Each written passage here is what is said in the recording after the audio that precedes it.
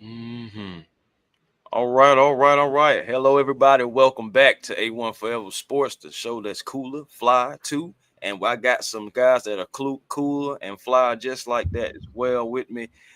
This is something a little different, man. We was having a chat. I know me and my buddy T Will about different situations going on in Atlanta. So, Atlanta Braves fans, this one's for you. Atlanta Falcons fans, come on in too. And Atlanta Hawks fans, what it do?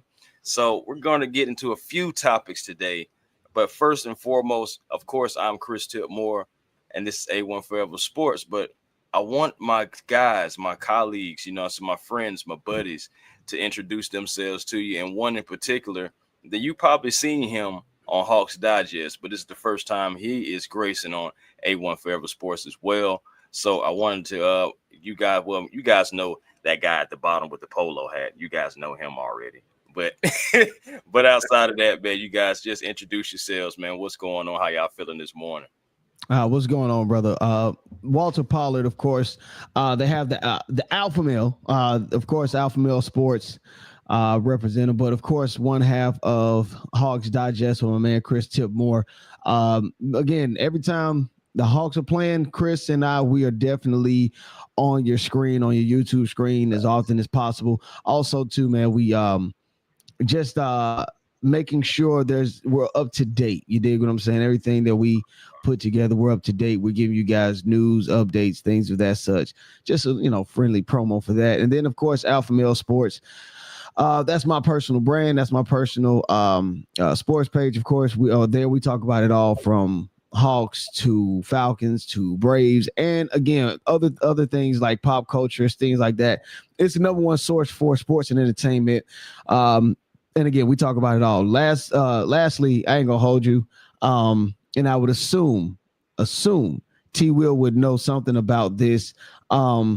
Last video I did was just talking about the sports teams in the 80s and just the different varieties of weird songs that they would put together. Okay.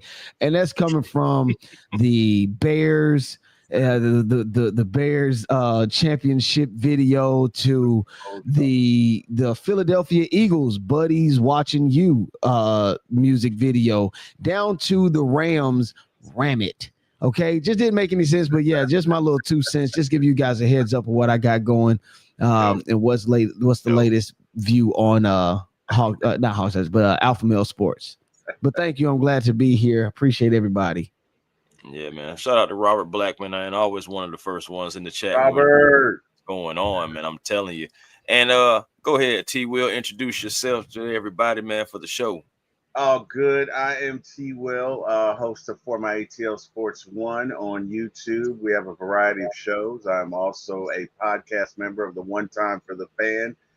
And hey, Robert, when you win a Super Bowl, man, you can make a song about whatever you want, man. I remember the Super Bowl shuffle with the Bears. Now, Yeah. ram it, boy, you went back on that one. Ooh, you went back on that one. Yeah, but I mean, hey, I remember it. I might have to come check that show out, man. But hey, Chris, on to you, man. We're here to talk about these Braves and Walt Weiss and these Hawks and not being so nice. Yeah, Uh, you got a know, few things going on today, but yes, indeed, let's jump into that because yes, the Braves have hit the reset button. Walt Weiss takes the helm. He's named the Braves' new skipper, replaces Brian Snicker, and my thing is he's familiar. He has been on the team for 8 years as the Braves bench coach, ex-Rockies manager, and he's representing the continuity, but also fresh leadership. Guys, there has been mixed reactions. There have been mixed reactions due to this news. Everyone's having their own opinion. I wanted to get you guys' opinions, and I'm definitely going to give mine as well. Starting with T. Will on this one, how do you feel about the new Walt Weiss hire? Even though he's not new to us, again, he's going back into the skipper role, being in that leadership role. You guys, let me know how you feeling. Starting with T. Will. uh, I'm okay with it. I know that there were sexier names out there like Lehman and Lombard and all the analytics and this guy's new and he's great and when he walks by You just Uh-oh. feel inspired, but hey, look, Walt Weiss is an old salty dog, man. He's been in this game for quite a while. He was Brave for 3 years as a player. He worked with Snit for 8 years. And what I think people are not thinking about is I understand the need to go with analytics, but if you have never been a manager in a major league clubhouse, that's Mhm. different. Absolutely. You know what I mean? And the other thing that Chris and I talked about, Walt may have not been the first choice. No. We very well could have made an offer to somebody with conditions that basically said, hey, we're going to hire you, but you need this guy as your bench manager. You need experienced managers. And they again, this is all speculation. I hate to do this, but we don't know. But they could have said no. And the reason I say that is because why wait until 2 days after the World Series to announce it if it was going to be Yep. Walt Weiss the entire time? Right. So That's what I'm looking for. I do not think he was their first candidate. Doesn't matter. Do I think he could do the job? Sure, I do. Right. I think it's going to be important who his staff is, right? And let's go down the line. You figure he probably keeps what up, Jay Black? You figure Jay Black. You figure he probably keeps the pitching coach, the hitting coach, Eddie Perez. Mhm. I would think they would be mainstays now. And he probably keeps Freddie Gonzalez because Freddie's a great third base coach. Absolutely. So Right. for me, it's about let's go get Wash, bring him back to the A as the bench coach, and let's Mhm. go get EY and make him your first base coach because Yeah. since First EY has left, the Braves are last in Braves run, like in base running, like they're terrible. And y'all know Wash, y'all know Acuna, Ozzy, uh, Riley. They all know Wash. They all flourished under him. So Right. That's what I'm saying. I think lo and behold, if you can add him along with Walt Weiss, along with EY, hey man, let's get the band back together. I don't have an issue with it because just because it's new, that doesn't mean it's effective. Plus, It's absolutely. right. If you bring a new guy in, he's got to get to know Acuna. He's got to get to know us. When I mean get to know, Chris and I have worked together for like over a year and a half. I know when Chris is pissed. You don't have to say it. I know when Chris is happy. I know when Chris, I know what he's thinking in certain segments of the show. Hell, sometimes I know what he's going to say because I've worked with him on and off camera. There's no experience for experience. You can't substitute that. Walt Weiss knows these guys. He's seen these guys up close for 8 years. So you can kind of hit the ground running. Those are my thoughts. I'll defer to you guys. Um, well, if y'all don't mind, no, I was No, gonna it's on you, say, bro. yeah. I was gonna piggyback. Actually, you said it all without just saying the one thing. Well, no, I'm sorry, you said it all because it just makes sense. There's no need to defer or go away from what the organization does or has done for years. The Braves organization, first of all, in Atlanta, we're not used to having a staple organization within whatever league that they're in. You know what I'm saying? The Hawks, yes, they're good somewhat, but they're kind of middle of the pack. Falcons, yeah, they're good, but kind of middle of the pack. The Braves is the only like sports team in Atlanta that we as a fan base can put a stamp on it and say, here we do this. Here we do this, as you know what I'm saying, as a whole. And I believe that it keeps the Braves close knit, keeps them tight. It's a hire that's from within. You dig what I'm saying? He was, I think he was with the Braves back in 2018. He was with the Braves when they won the championship back in 2021. And like T. Will said, again, he was with all of these younger guys. You bring in a new coach, and we've seen it across different leagues, timelines, sports, whatever you want to call it, where a new coach comes in and completely screws everything up because he wants to implement his way of coaching or his thought process or this ultimately streamlines from the Bobby Cox tutelage or the Bobby Cox. I don't know what you want to call it, but it comes like Bobby Cox is the godhead, if you will. He's the head of what it is. And from there, it came to different managers after that. But Bobby Cox is the pinnacle. He's the start of it all. And I think from there, whoever the Braves decide to choose from Walt Weiss or whatever, they're gonna measure him up against whether or not he kind of falls in line with the Bobby Cox mindset, if you will. So I'm all for it. Again, people want something sexy, and also too, coming off of a year where it was abysmal, just to be honest, for the Braves. But unfortunately, the modern day sports fans, they have the memory of a clownfish. You dig what I'm saying? They don't like, seriously, you know what I'm saying? And also too, it's a lot of people that are commenting on things that they have not been a part of. They don't know what it's like being a part of a team. They don't know what it's like having to adjust when you're bringing somebody completely new, when you're used to something being a certain way. So that's my 2 cents on it. I'm all for it. And again, we got a long time before baseball kicks back. Well, actually, they kick back up on the other side of the year. So, right, they'll be back soon enough, and we'll definitely see what things are going to be like come spring ball. Yeah. And man, great points by both of you guys, man. I mean, a lot of the points that you guys saying, I was going to hit on as well. Of course, I believe that chemistry and continuity, but especially chemistry, is very underrated in sports. It's not talked about enough in sports. And you do have to have that continuity. Now, did I want to shake things up? Yeah, I'm not gonna lie to you. I did, but only from a perspective of, okay, let's see what we can try new. Let's see what new face could possibly come in. And again, with the process of the waiting, I was actually kind of starting to lean like, hey, are the Braves actually going to outsource this?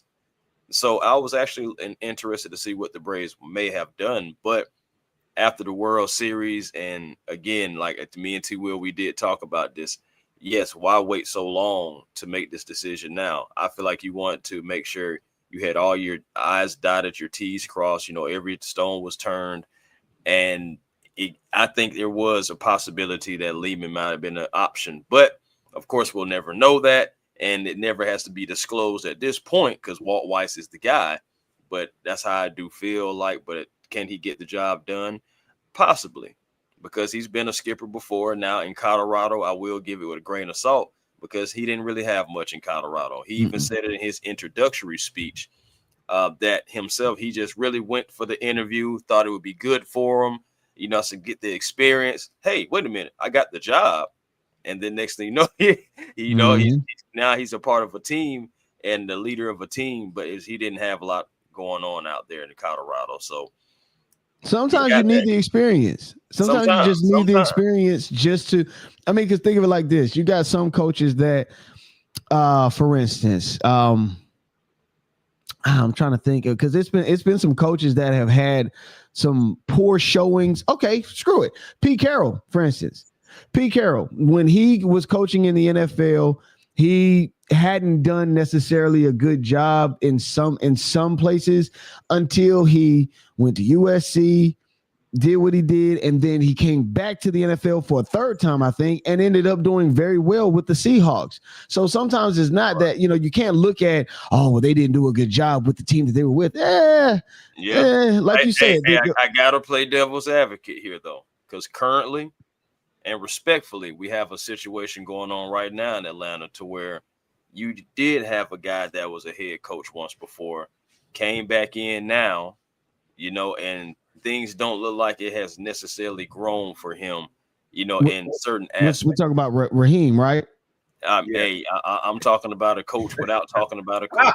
Hey, shoot, but you know what? He didn't do well. And you know what? He didn't do well even when he first started.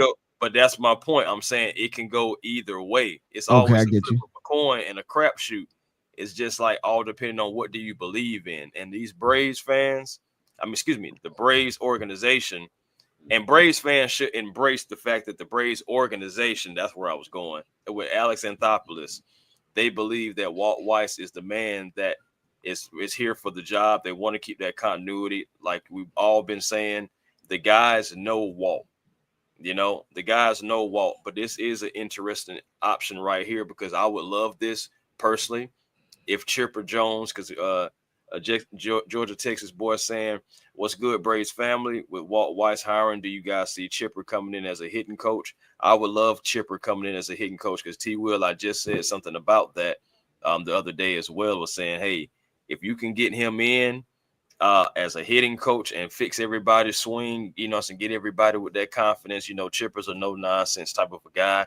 I would love the personality, the experience, and just the know how of that old school baseball. We can mix in some new school things. I think Chipper would ultimately be open to that, but still, if he can be the baseline, still be the fundamentals of it, I would love Chipper as a hitting coach. What say you guys? Yeah, I'm with it, to be honest. What you got? Yeah, hey man, who's not gonna love Chipper? I think he'd be the assistant head coach, but who doesn't love Chipper? But I wanted to kind of speak on what Walt was talking about, and I agree with him. Look at, you know what I mean. Sometimes in life, it's timing. So Belichick went to Cleveland and sucked. Oh my God, he was terrible. And then, of course, he went on to become one of the greatest coaches ever in New England. So sometimes it's about timing. Sometimes you have to work on your craft, right? Sometimes you got to go somewhere else and put some tricks in your bag and then come back and, but to Chris's point, sometimes it doesn't matter. You just not, coaching or management material. So it could go either way. I agree with both of you guys. But as far as Chipper is concerned, yeah, I think Chipper'd be a great addition. Chipper's fiery. What people don't understand about Walt Weiss is low key a fiery guy. Now he doesn't look like that, but Walt Weiss is, Walt and Snit totally different. Okay, so I believe Walt will fire somebody up. If not, you might not see it, but Walt is kind of a fiery guy. Chipper's a fiery guy. A lot of people don't know this, but in '96, when the Braves went to the World Series, I believe they were down to the Cardinals 3-2. And the Cardinals were talking trash going off the field. And Chipper had a meeting with the team, and he said, if y'all are going to sit here and let them do this, then that's fine. But I'll be blankety blank if they do this to me. Yeah. And that Braves team came out and beat the what out of them in game 6. And I think in game 7, that Braves team beat them like 14-15 to nothing. So, and I believe in the All-Star game, Chipper fired up the National League. So Chipper low-key is, he might not say much, but when he does, it carries weight. And I think Chipper would be good for the team. I think Walt would be good for the team. Because, guys, we're being honest. I think they just kind of stopped listening for a while. Notice. Yeah. Yeah. When you sometimes it's not just about what you bring on the field, but sometimes it's the leadership that you can't see. Freddie was a leader. Oh my gosh. That was a big voice. Now, this Washington, Ron Washington left, and I believe that was a big loss. They're not talking about it, but I think that left a big void. Because I think Wash was the disciplinarian. You know what I mean?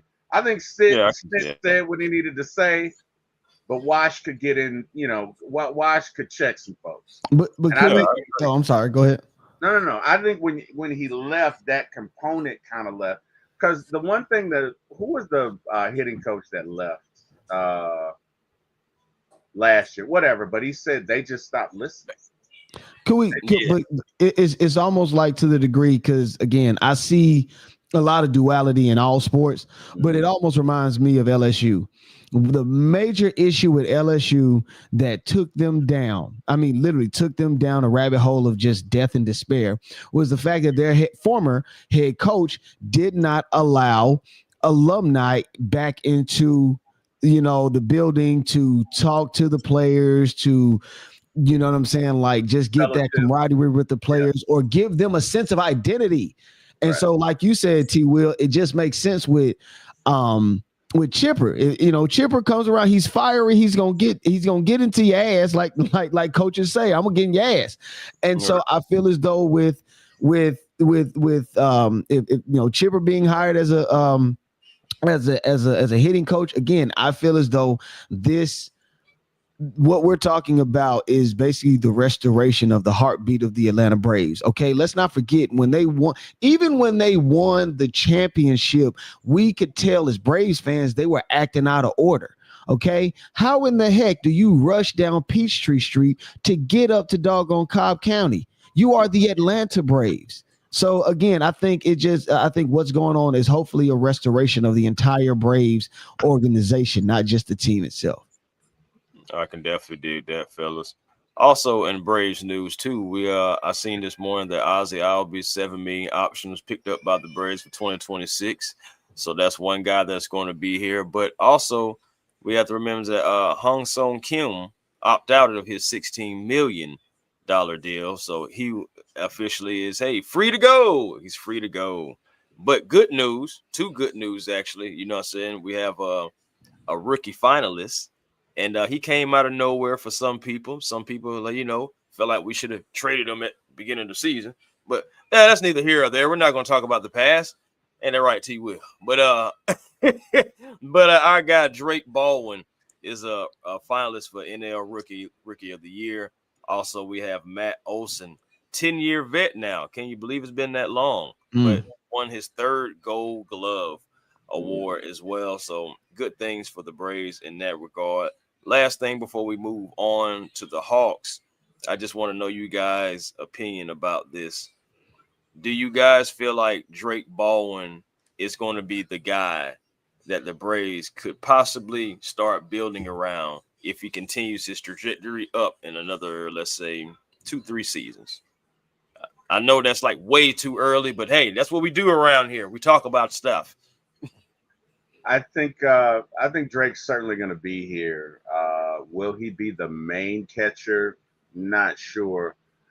Drake is great offensively. I don't know that his pop up time and his arm are that not that his defense is bad, but Sean Murphy clearly is the better candidate there. Now, what you got to ask yourself is, well, Murph's been doing it, well, is Sean Murphy gonna be healthy? Because the hip situation that he has with him being a catcher, he's not going to be ready when they say he's going to be ready. He is not. It would not surprise me if he is out half of next year. So, Chris, to your point, we might not have a choice. I think you'll probably and I think the Braves did sign a third catcher, but you'll probably see a situation where they may utilize Drake as, kind of like they did this year as the catcher, but also as the DH.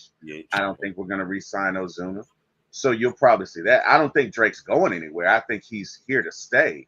But as far as like his role as the main catcher, not sure yet. You know what I mean? That could definitely develop, but not sure yet. One thing I did want to add that was good to see about this Braves team is that in the last game, remember when Matt Olson got thrown out of that last game for that ridiculous call with that umpire? Ridiculous call.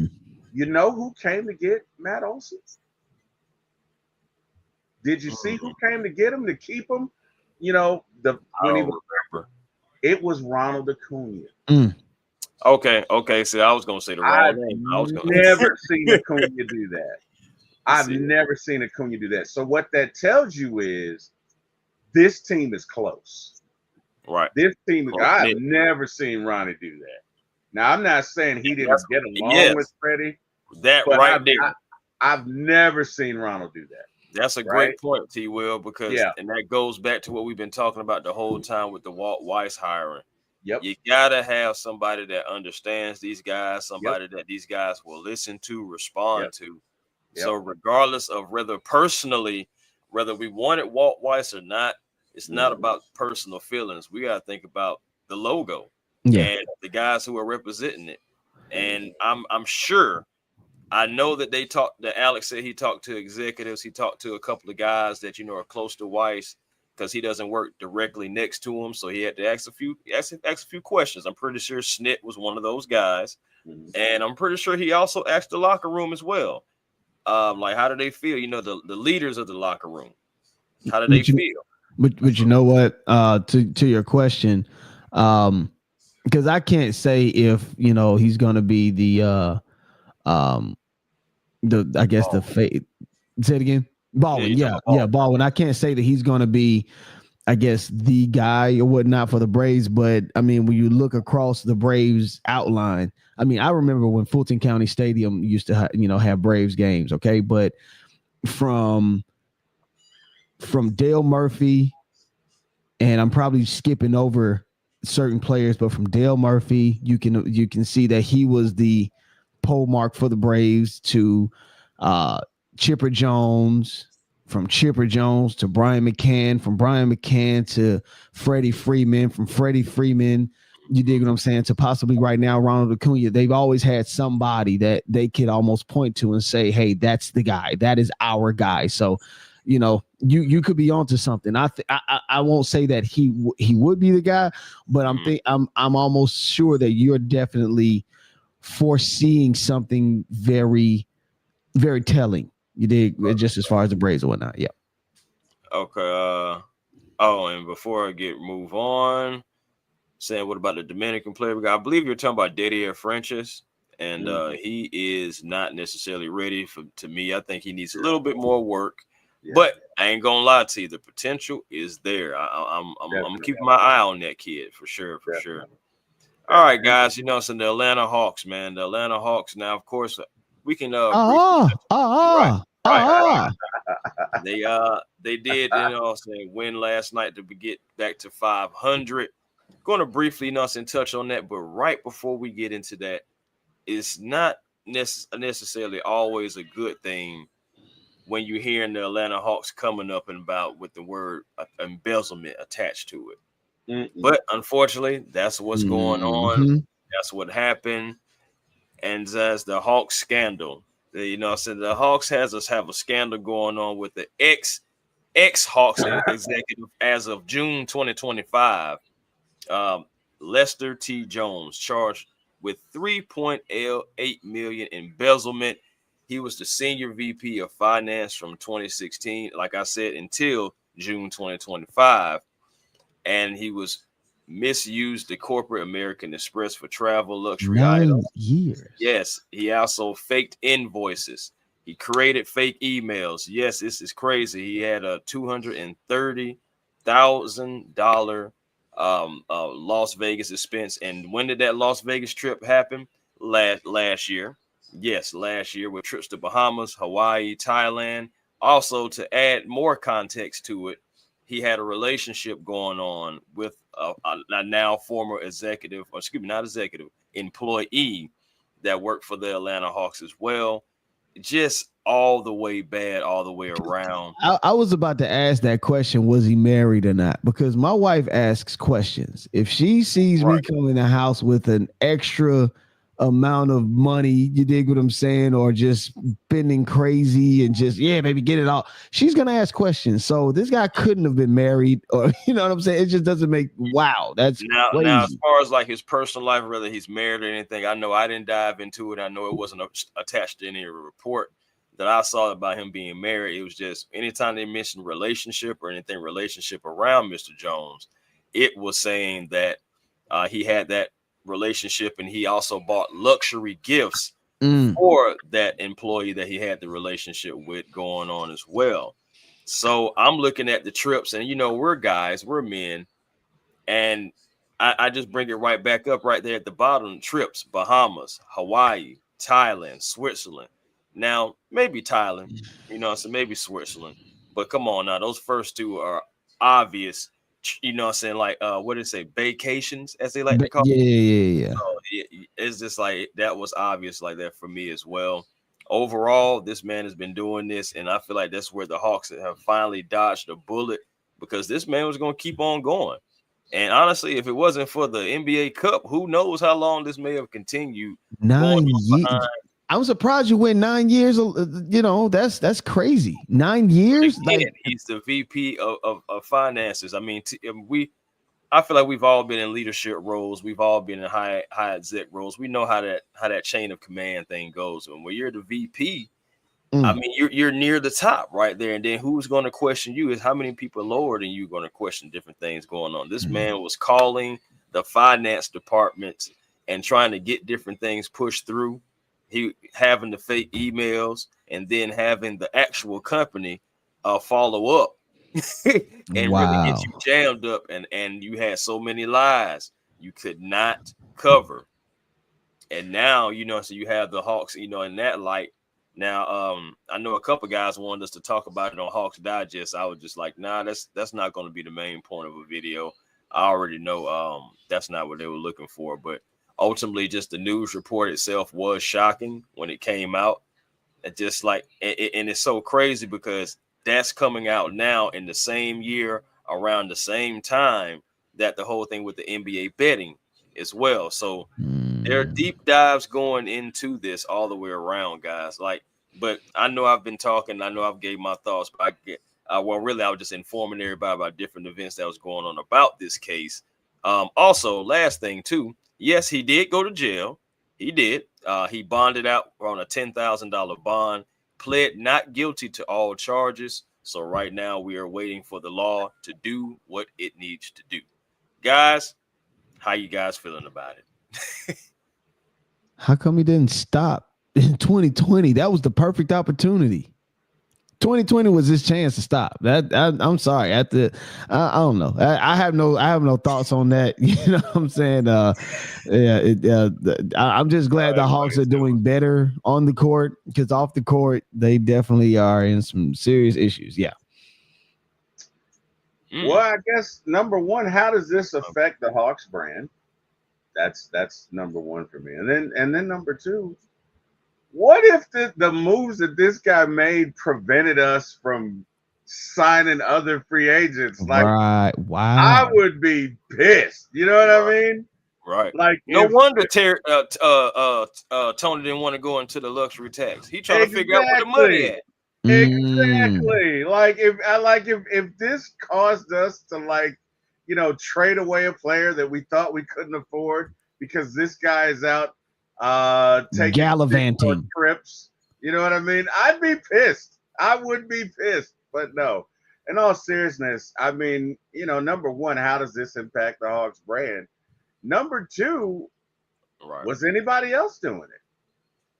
How does it just end with him? Right? I'm a conspiracy theorist. Let me put that out there. This is so much fun for me, right? Because I get to untangle some things. But what if he looped in other folks in on his scam, right? What if it wasn't just taking women out the trips, but what if he financed I don't know, some stock or whatever, and there's this slush fund. Okay, I'm spitballing, but no, that you own to something. No, that listen, folks get to a point. Gallivanting, I know, right? It's crazy, but people get to a point where they at 9 years. That's right. the thing. He was getting away with 9 years. He was getting away. You know what I mean?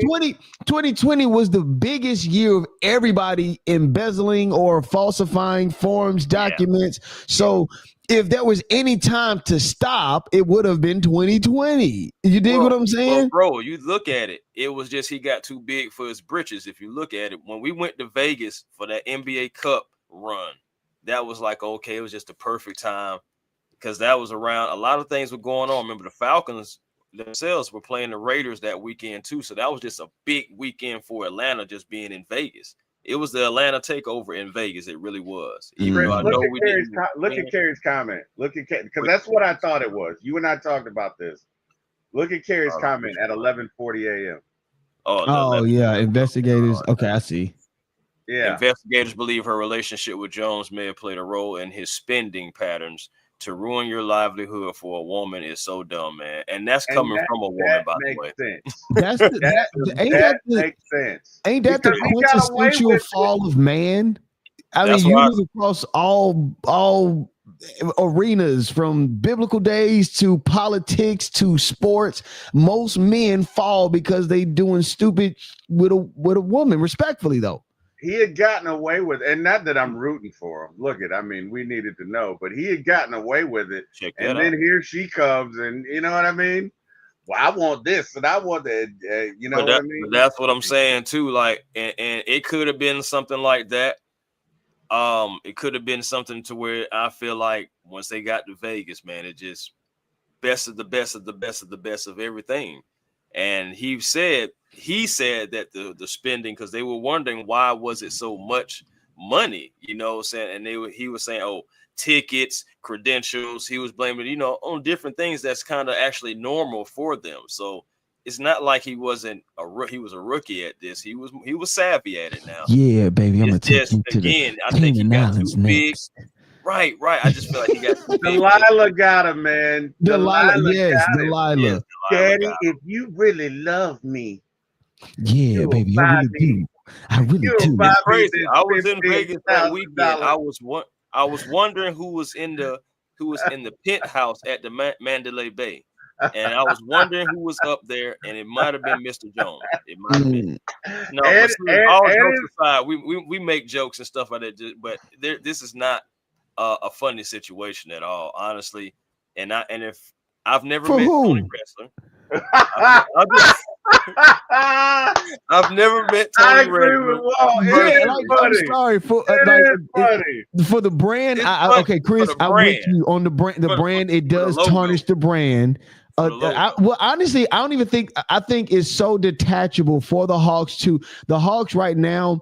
I think this news came out at the right time for the Hawks. The Hawks are doing decent. They're bouncing back from an ugly start to the Mm-hmm. season.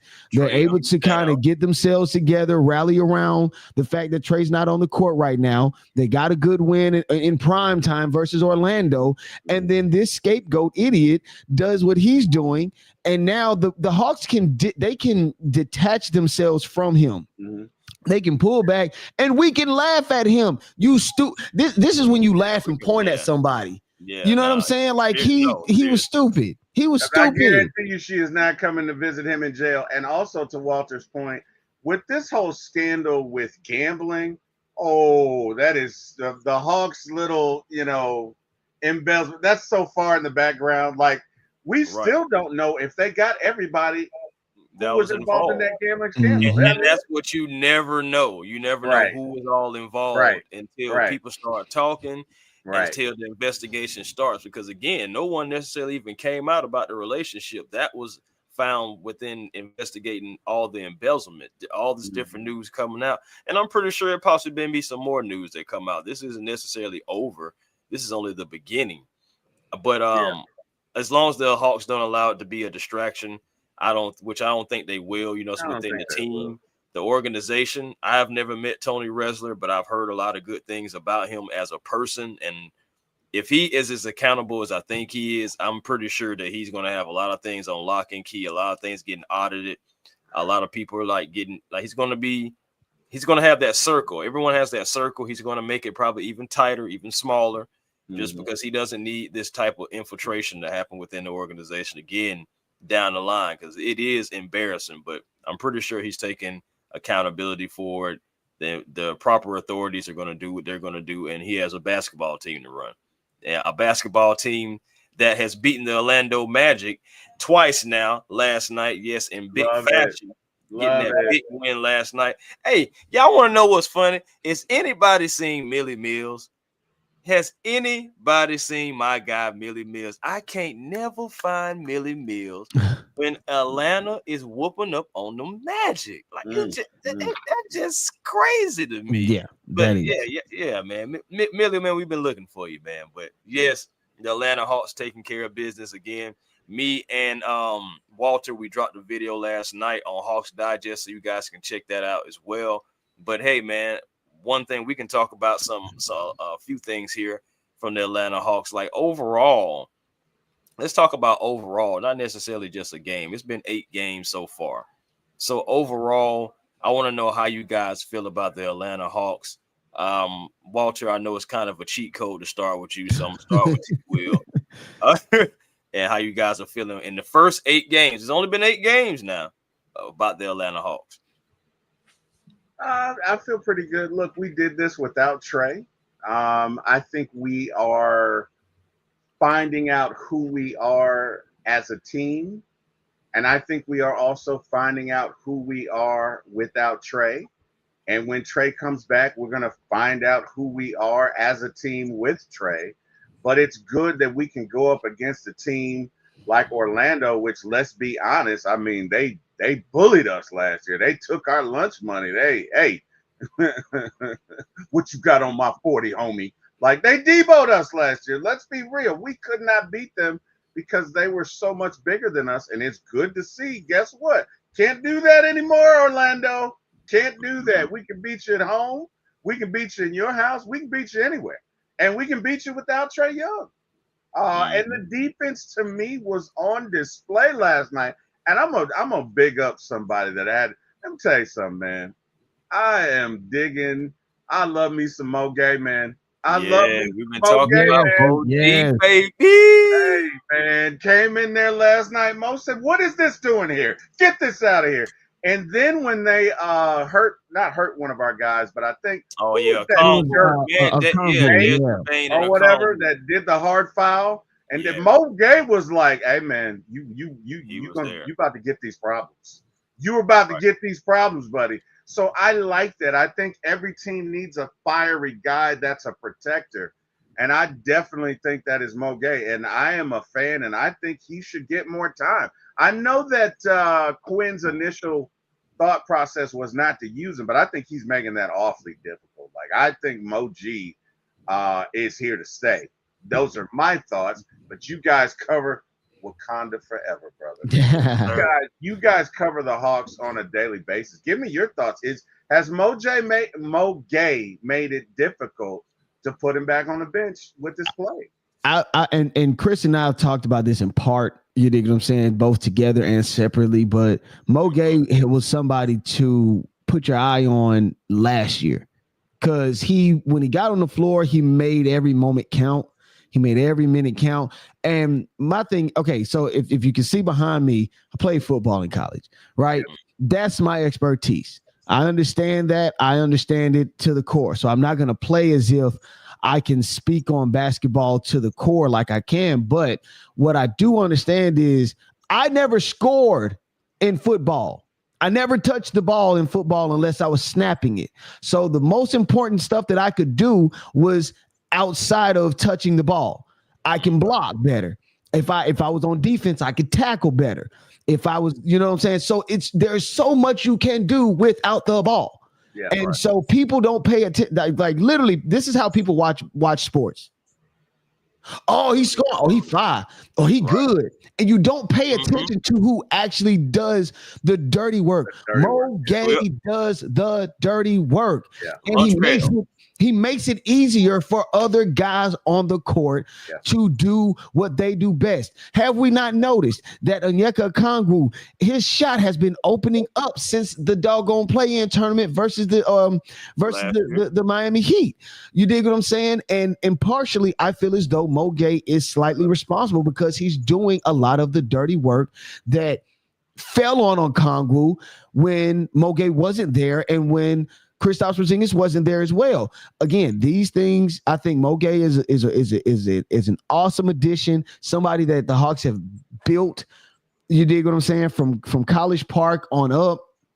So I definitely like Mo Gay. I feel as though the Atlanta Hawks are definitely moving in the right trajectory 8 games into the season. One thing me and Chris oftentimes say is we like to see them start fast, stay fast, and finish strong. They didn't start fast this season, but they're getting their engines churning. They're also moving.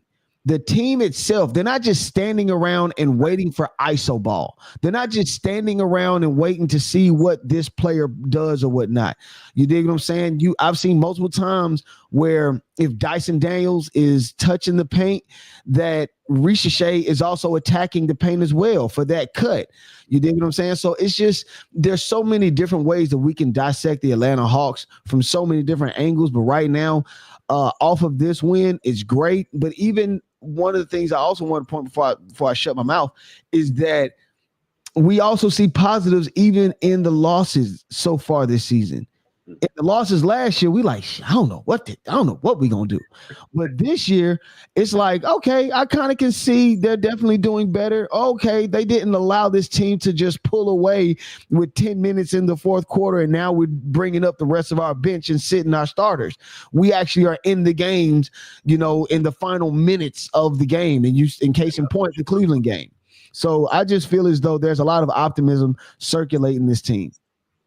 Absolutely, man. Just getting back to Mo G, man. I've been a fan of Mo G for a minute. I've been looking at him when he was down in College Park.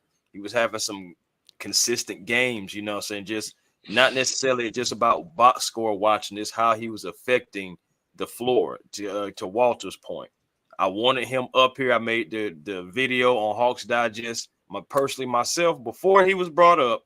And I was saying, man, hey, man, it may be time. He may be a secret weapon. And he's slowly growing. Mo G wasn't even supposed to play last year. Quinn Snyder said that himself. But due to injuries, guys, going out of the lineup, inserts Mo G. Now, it was telling to me this past offseason how he did not play in Summer League.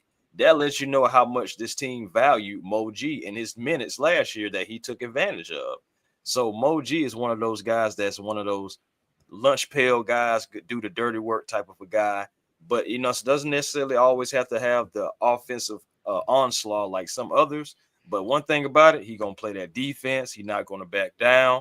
He has that fiery spirit. You got to have guys like that on your squad. It's sometimes it's not always about the stars. I mean, even Shaq said it himself. You got to have those others, and he is one of those others that honestly is a great guy to have, and he's going to continuously grow. Overall, for the Atlanta Hawks, I believe in the first 8 games, we are seeing a team that is still trying to gel. You've seen a team that has probably played maybe about 4-5 games at the most at full strength, especially now with Trae Young being down. So this team already has the gel. You got to think about it. The continuity has to get there. You got the guys who's been here with the guys who are brought in, and everybody has to mix and gel together, learn each other's tendencies, and then they can be able to go out there and consistently beat teams. We see that the Hawks are trying to put it together. Unfortunately, it just doesn't happen at the snap of a finger. But I did say in the first 10 games, I would hope that the Atlanta Hawks will either have a winning record or be right at 500. We have 2 more games left, and they're very important. They're the Toronto Raptors that gave us a shellacking in the first game of the season, especially with the points in the paint. I know that the Hawks are ready to get back after those guys, unfortunately, without Trae, but we're going to see how we still be able to navigate. Then you also have a back-to-back because on that Saturday night, you have the Los Angeles Lakers, who right now, currently, they're 6-2. And you're going to have – that's yet another test, especially without Trae Young. I believe the Cavs was honestly, respectfully, our first test without Trae. And they had some guys missing too, at least 4. So take that with a grain of salt. We are still trying to gel, but the potential of this team, especially when you got guys like Zachary Ricochet, who is the X factor for them, Jalen Johnson, who is on his revenge tour, and that guy is an absolute player. In a minute, give him another season or 2, he's going to be a complete player all the way around, because there's only a few things that's obvious that he needs to work on. But one thing that has gotten better is his vision, his court vision, his open floor vision. And that pass that he had last night to where it was like a bunch set over there in the corner, and then he just flinged it right to Onyeka Okongwu, who was streaking down the center. So it's just little things like that, man. You see this team, Dyson Lamar Daniels. We have a thing over there, Hawks Digest. But anyway, Dyson Daniels, man, his most efficient game as a Hawk, 8 of 9 from the field, showing that most improved things that we really like to see from Dyson Daniels. So absolutely loved it, man. Love this team right now, man. I know that they're still growing. So to be right here, right now, in the early part of the season, I think is a great thing. We got. Oh, okay. I got you. All right. Real quick, before I let my man up out of here, I got to bring it up. We got to get into just a little bit of football talk. I feel like it'd be irresponsible if I don't ask you at least a football question, Walter. I understand, brother. So, all right. So talking about these Atlanta Falcons, man, give me your X factors for how the Atlanta Falcons can get this win, pick up this win against the Indianapolis Colts all the way over there in Berlin. Yeah, I gotta think. Just okay, so because so I blame myself, and I have no ties to the organization for one, but I did believe that Raheem Morris was the coach for the job. Boy, was I wrong. I said earlier this season, because my thing is you lose to teams that you shouldn't lose to, but for some reason play up to your competition. That tells me two things. One, you have really good talent on your team. You have a lot of talent on your team, but they're poorly coached. I saw it. So I think there's no one X factor. I think there's a bunch of different factors that come into play. For one, don't beat yourself. Don't do anything that puts you in trouble of not making the down. Do not fall behind the sticks.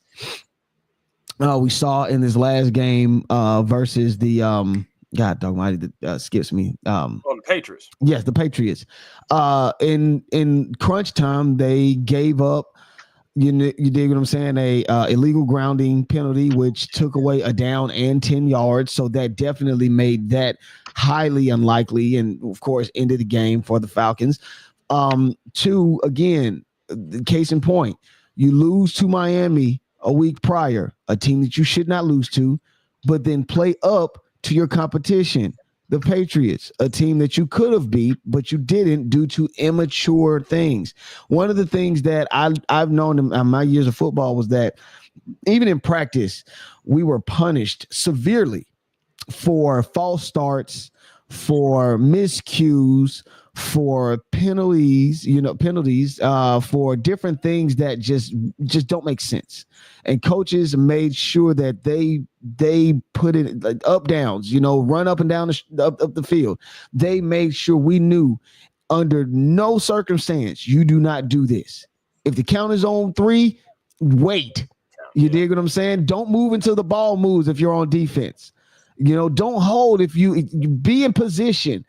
And again, I feel as though, unfortunately, this coaching staff as a whole has not done their just due with these Atlanta Falcons. So, in my honest opinion, all of the factors that can happen, I think they just need to.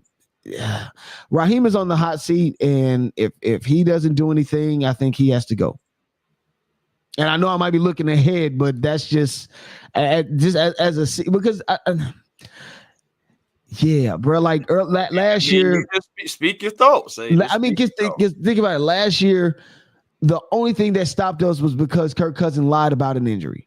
I think if they brought Penix in earlier, we would have been looking at a possible playoff berth or even hosting a playoff game at home. But that was something that hindered us last year. And then to this season, you drop your first game to the Buccaneers, a game that could have been won. As a matter of fact, your talent got out there and got in front and started to make things happen until started to make silly coaches' decisions. So then you fire a coach and then say, hey, let's bring somebody down. Let's bring the offensive coordinator down on the field. Yeah, we can get connectivity a little bit better here and there or whatnot. And then all of a sudden, yeah, you're starting to beat teams, but then again, you lose to Miami. So it's just a lot of it's uncharacteristic of a winning team or a team that has as much talent as the Atlanta Falcons does.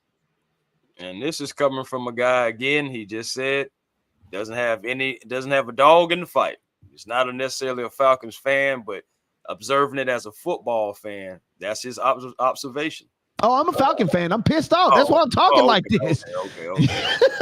I know at the beginning you was like, I don't have any necessarily like ties to the team. Well, I don't have any ties to the team, but I just want to make sure that I separate myself from trying to take ownership, because that's also something that I think a lot of people make a mistake on saying, if I was the coach, I'd have done this. If I was no, I wouldn't have done nothing because I'm not on the team. I have nothing a part of that, but I have to just speak objectively. I have to pay attention to what it is that I see.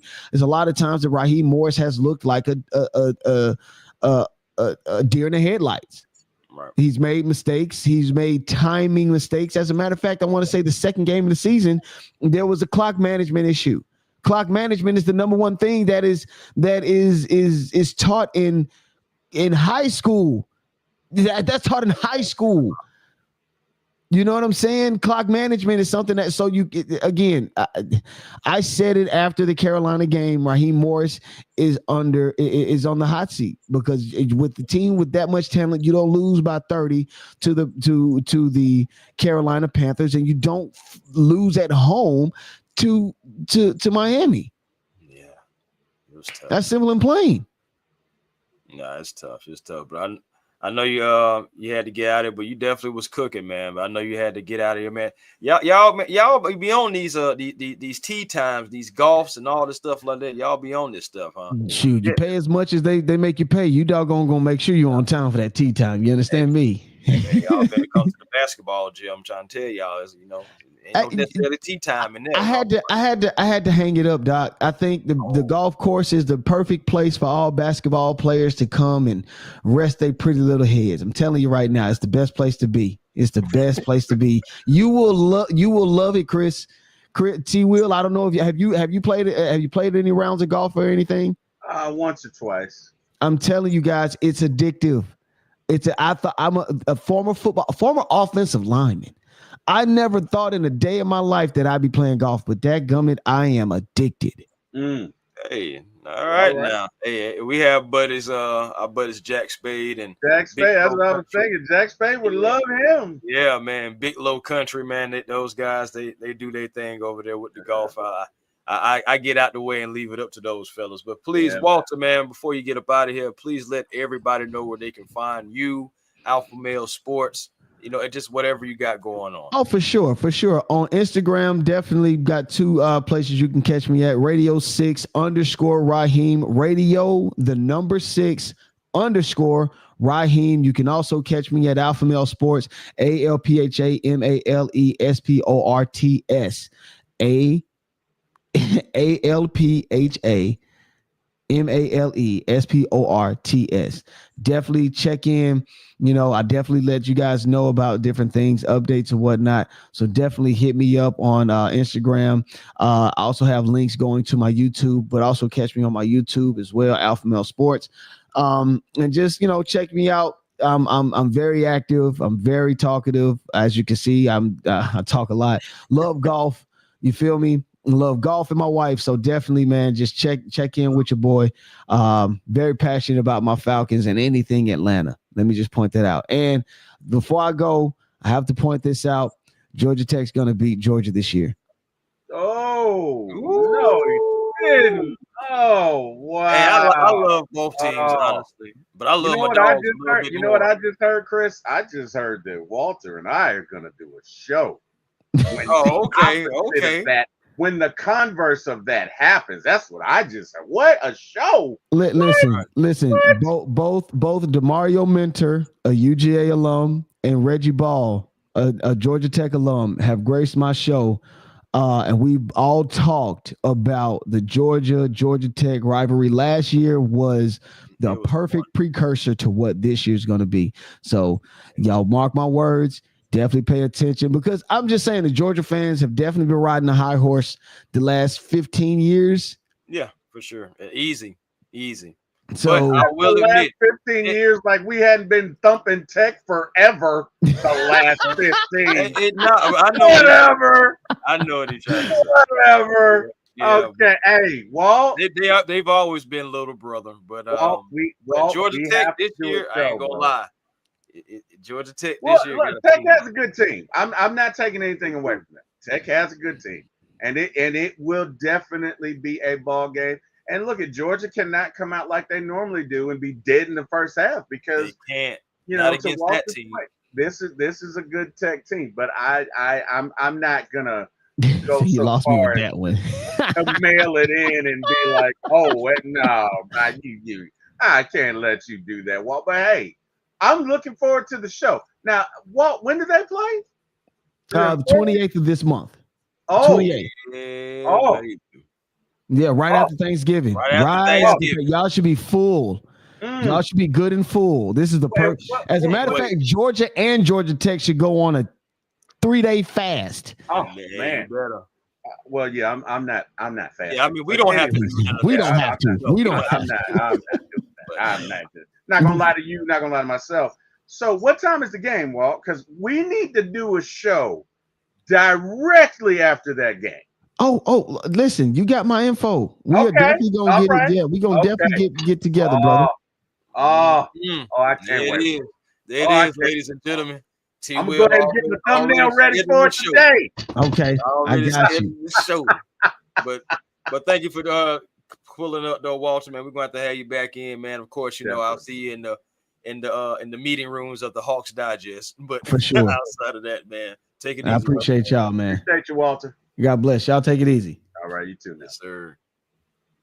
Okay, man. So My of course, man that was my co-host over there. He said, I got to digest that. Oh Chris. yeah, man. Hey, Hold that on, man. was my co-host over at Hawks Digest, man, Walter Woo. Pollard. Wanted to get a show in, you know, because I know that he had his own personal thing. Of course, I have my own personal thing, so definitely wanted to get his thoughts about a few things around Atlanta. And he's from Atlanta as well, too. Yeah. So you know, it was a lovely thing. You got 3 Atlanta guys all up here talking Atlanta sports. But I do wanted to back up. I knew Walter had to leave, so that's why I sped a few things up. But I do want to take a step back because Miss Carey had a question that I wanted to get to. It's Carey, baby. Or is it 21 Carey today? Is it BP Carey or 21 Carey today? I think she may be BPE today, man. May possibly. Okay. But she said, do you guys think that that she knew about it going back to the Mr. Jones situation? To Walter's point, he hasn't a wife, so maybe she didn't know about his spending, maybe just a thought. But I would say my thoughts about it. Honestly, I don't think it even really matters whether she knew or not. I honestly feel like just because she was involved with the spending, getting things spent on her is one of those things where kind of like, you know, you involved with, you're guilty by association type thing. There are policies that these companies have in place to where they find out things that's going on behind the scenes. They like to kind of like get rid of all parties involved. But but ultimately, just to answer the question, yeah, I think she knew. I think she knew because there's a saying in the beginning of casino that goes with 2 parts, man. When you love somebody, you gotta love them with all your heart. You gotta give them everything. If not, then what's the point? You know, so and some guys dive a little deeper into that than others. So a part of me definitely feels like she knew. That was another reason why, like, even if it wasn't in the beginning, I definitely feel like over time it was all right, baby girl, you know what I'm saying? So this is what I got going on. Or one of those situations to where just like whatever you want, you can just ask for it. I got you. I'm not worried about the money. We can do it. We can go, all that, et cetera, et cetera. But you can have whatever you like. Yeah, you know, it can be kind of one of those type of situations. But I don't. Ultimately, I just know it's a bad situation. What you got, to you? I don't know that she necessarily knew. Now, I know that she did work for the Hawks, but that doesn't mean that she had access to his line of credit, to his credit card. Now, she could have, but what guy hasn't tried to impress his lady by saying, "Hey, baby, take this card. What can I get, Daddy? Anything, anything, anything." He didn't tell her, "Look, I'm illegally using this card. You should like." We don't know. Okay, so I mean, I don't know that we know. I don't know that we will ever know. I know they haven't prosecuted her yet. So to me, that says that legally she was not culpable. Now they had an offense romance, which that's probably why they fired her, because that is, you know, you what, can't. What do they call that? Fraternizing is probably prohibited. But push and woo. Yeah, but we don't. Again, that's a far cry from, hey, I've embezzled $3.8 million. I just don't know that there was that conversation. Not in that context. Absolutely not. Now, he'd be a darn fool if he did that. He's trying to impress her. So But you know, I he mean, probably it's like plenty of ways that I can tell you I get. Come on, man, T. he Will, we probably, guys. There's plenty of ways that we can tell a woman we get money without saying we embezzled $3.8 million. I'm just saying he probably was like, you know, Daddy get all the purse, baby, whatever you need. 'Cause, like, you know what I mean? Like I can. That is more culpable than, hey, only use that card on Thursdays. Like I can't. At You know 3 what I mean? p.m. I I Do not, can't. I, do not use it at 2:55. Do not. right, right. Don't do that, and don't Uh, use it at Target. No matter what you do, we're not affiliated with them. Only use it. I mean, like I can't. yeah. You know what I mean? Like that's and it could have been. She could have known, but I don't know that you can necessarily prove that because if you could, she'd be in the clink right along with him. So, you know, I Is there a mean, world to where possibly behind the scenes she may be the leak? oh, you. So now he got a new chick and she mad as I mean, hey, you never know. You never know. I know you're not gonna do this to me. Hey, you gotta go. I'm sorry, it's not gonna work out. Peaches, come on, hop in the car. Hey, Only you because gotta we've go. seen that in so many times throughout history. I mean, hey, that it happens. But I mean, I don't know because it cost her job, right? So I Another mean, reason she has nothing to lose. I'm already gone. You still well, there. oh, you're saying after the fact. Hmm. When did she leave? Well, that's the only problem. Like I've been looking to try to see any kind of information on her. I'm like, when will she possibly let go? So that's another reason why I say, is there a world where I she mean, it possibly could could have be. been? It could be, but if it is, that means she definitely knew about it. Now, if that's the case, I I mean, it could be, but I just because now you for you to talk about it, that means you knew. Now Mm, you're culpable. right. Now But you got people to turn make state's deals. witness. People know information and make deals. Yeah, but you're not going But to yeah, work in another organization like that again. You're nah. really not going to do it now, but you're not going to work in another organization like that again Hmm. Hey because man, of the scandal, because guilt by association.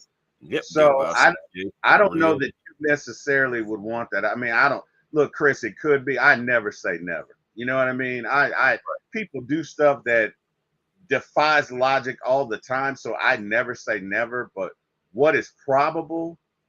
What probably happened is He no. just I don't. messed up. I don't think she turned state evidence. I don't think she had anything to do with it. I think she Mhm. left. I'd love to know when she left because that would Right, kind of tell us, right?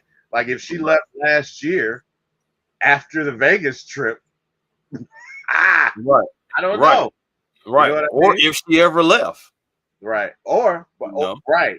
Or if she, but if she got terminated like last week, Yeah, ooh, if my thing is if her termination came anywhere around his, because he got terminated in June, okay, so he made it all the way up to June. So that's what I'm saying. Like it all depends on the timetables. That's yeah. just what we don't have. But it is interesting to speculate, though. I will say that, man. It's just something outside of sports, but definitely got to get into some Falcons talk before we get up out of here, man. I did T Will. I asked Walter before he get out of here. I know he definitely gave us a whole, outline of how he feels about the Atlanta Falcons, how he feels about Raheem Morris, but just particularly this game that we have to have, by the way. Mhm. What are your X factors to getting this win versus the Colts? It's gonna have to be Bijan. It's gonna have to be Drake. It's gonna have to be Kyle Pitts. You're gonna have to. One thing that Zach Robinson did in the second half of the Patriots game was he started scheming up plays specifically to get to his playmakers, which he should have been doing the entire time. But anyway, you're going to have to get the ball to Pitts. You're going to have to get the ball to Bijan. You're going to have to get the ball to Drake.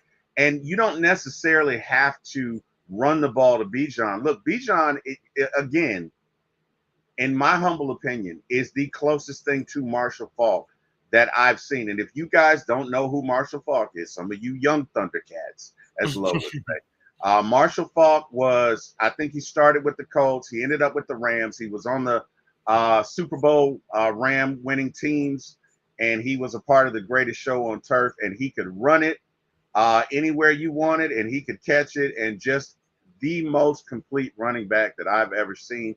To me, Bijan reminds me a lot of that. So guess what? If Bijan gets 120 passing yards and Drake gets 120 and Bijan runs for 50 or 60, same difference. You're just trying to keep the ball score and matriculate the ball down the field. That's So I it. really feel like your playmakers are going to be your X factor.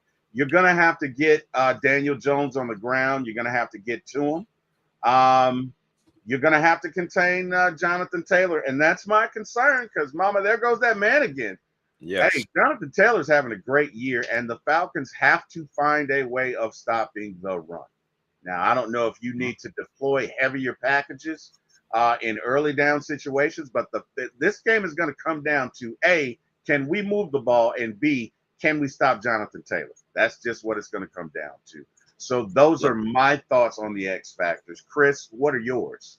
My X factor would be for the offense. Really, honestly, this can be for offense and defense because this is the number one scoring offense that you're going against. I'm not trying to put any fear into anybody, but they put up 34 touchdowns, and I'm just saying they're number one.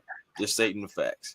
But you're going to have to be on offense and defense able to stay on the field on third down and get off the field on third down. This team, on third down, talking about the Indianapolis Colts, they stay on the field. Okay? They are in the top 5 as far as staying on the field on third down. So that means as a defense, we got to make sure that we negate whatever they possibly do. They also love 2nd and 6. They love short distance situations so they can continue to use that workhorse named JT. Yeah. You know, they don't want to necessarily beat you with Daniel Jones. They want to beat you up with JT and then let Daniel Jones finish it off for them. Clean up, yeah. So at the end of the day, third down is going to be key for both. Also, red zone efficiency on both sides of the ball have to be on point because yet again, you're going against a team now on defense for red zone. The Colts are actually worse than us for the passing game. As crazy as that may sound, but it's true.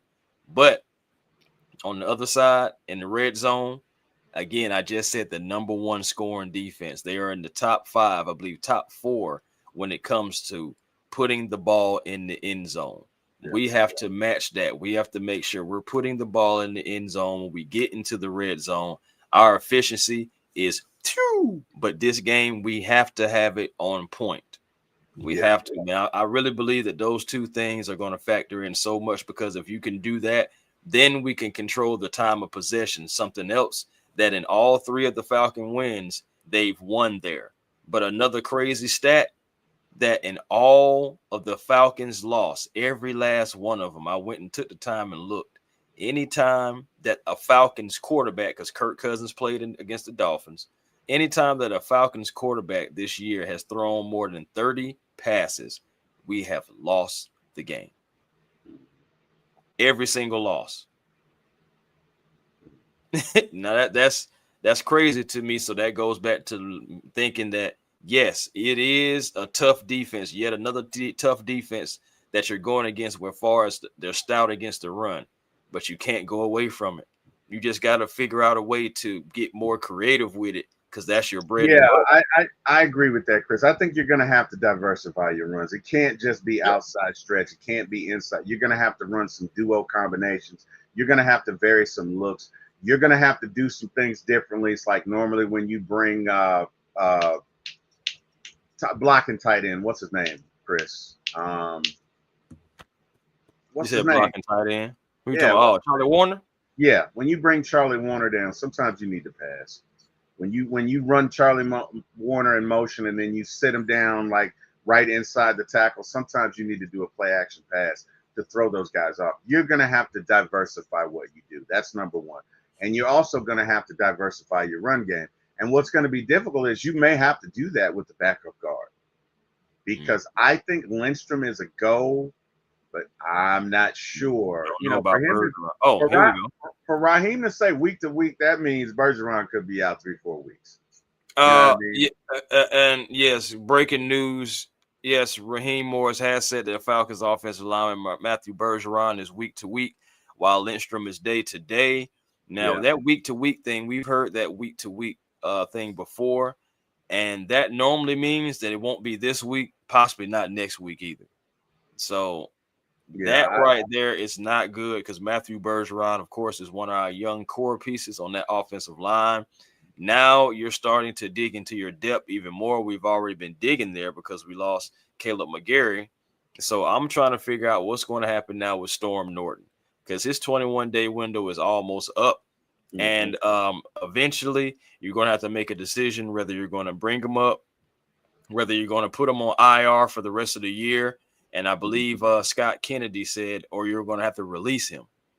So it's just like, okay, the Falcons have a decision they got to make with Storm Norton, who has his 21-day window has been clear. He's been practicing, but yet he hasn't been called up yet. And we just signed yet another offensive lineman. So I'm Yep. trying to figure out exactly that which way are we going to go. I would love to see what Storm Norton has to bring. Is he possibly ready yet? I know he hasn't practiced or played in months, but Mhm. is he ready? And if he is, then we need to just go ahead and start trying to roll him out there because at least we know what Storm can bring. Isn't But he a tackle though?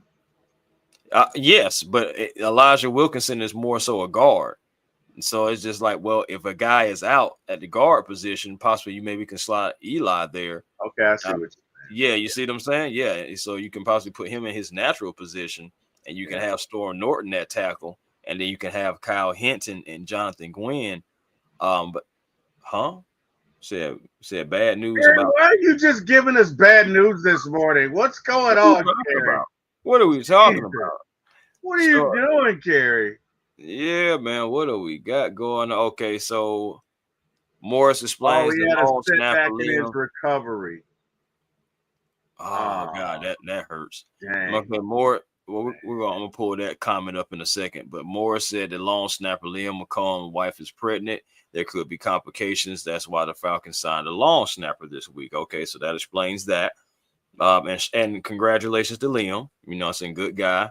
Dapped him up a couple Yeah, times on the field. congratulations, William.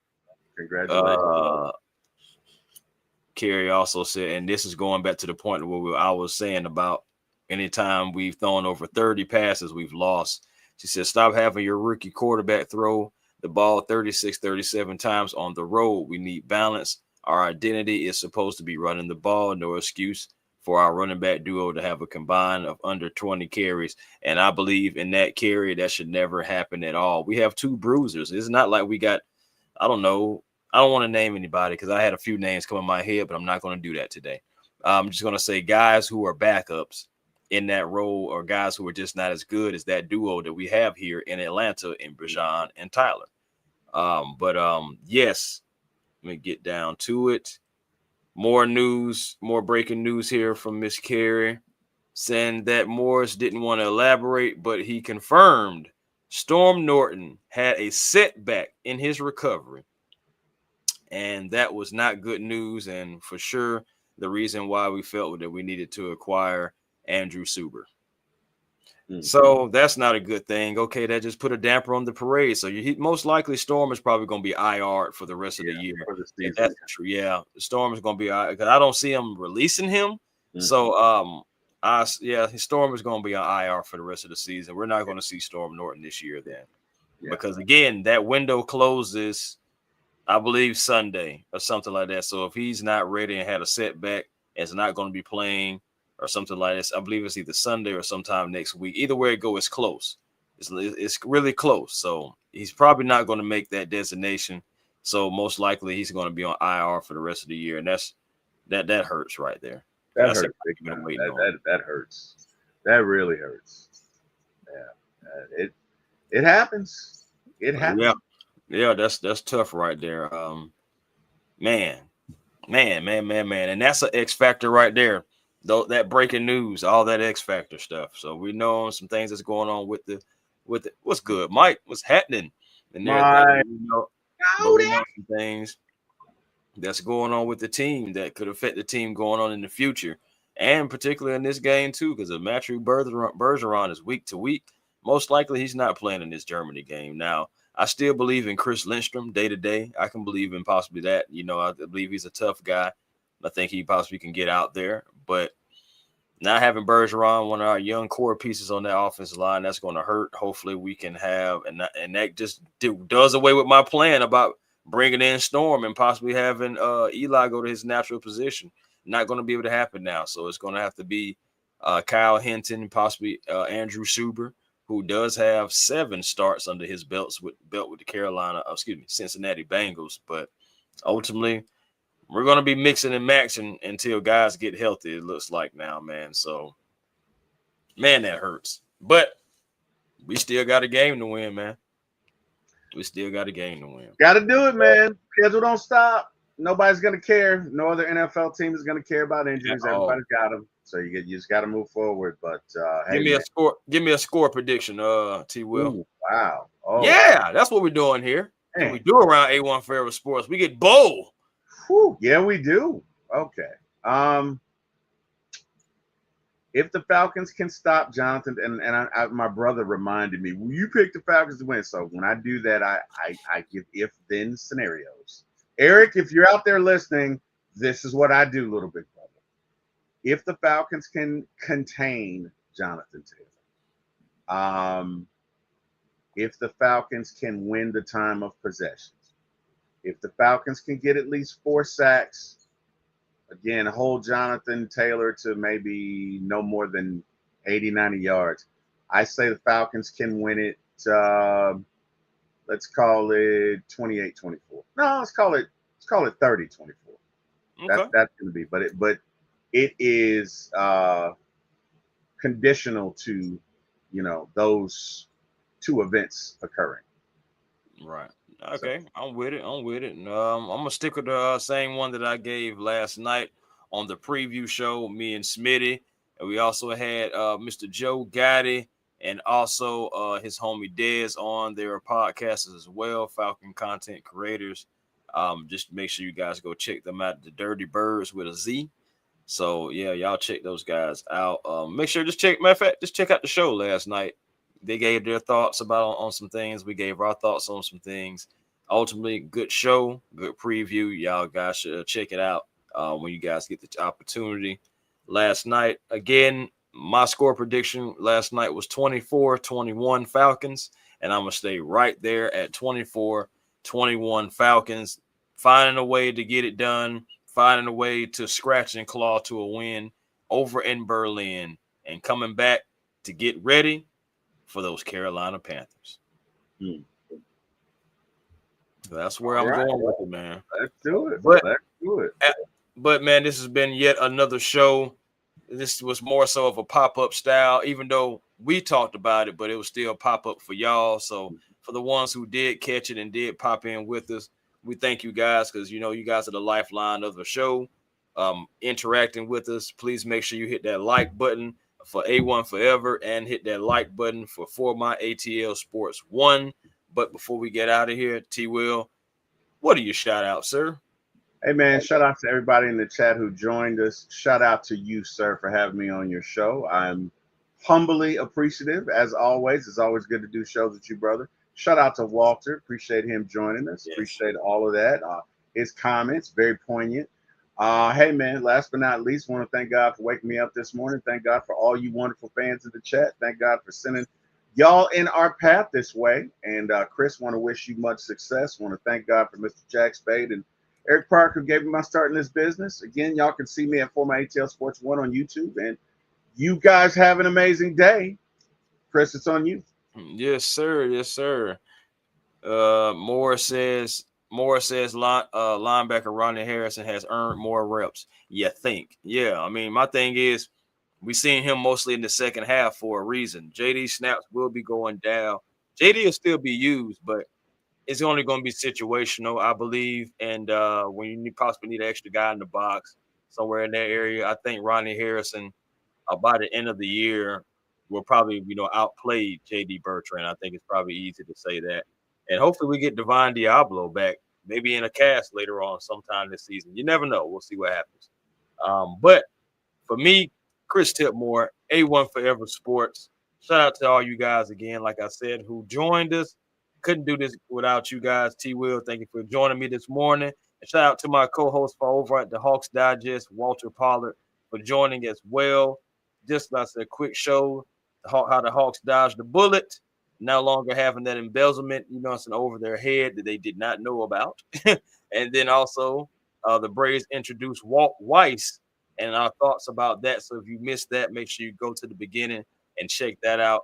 Also, of course, Falcons in a must-win game, really must-win for the rest of the season. But it's almost like, it's Russian roulette. One game after game, can you get past it? But regardless, great show. Thank you guys for joining us as always. And for me, also, Instagram, A1 Forever, TikTok, The Real A1 Forever, and Twitter or X, A1 Forever. Hey, man, just always come up, be a part of the A1 Forever family because we always love to have you over here. And peace and blessings to you all. And to you all, yeah, man, we're going to holler.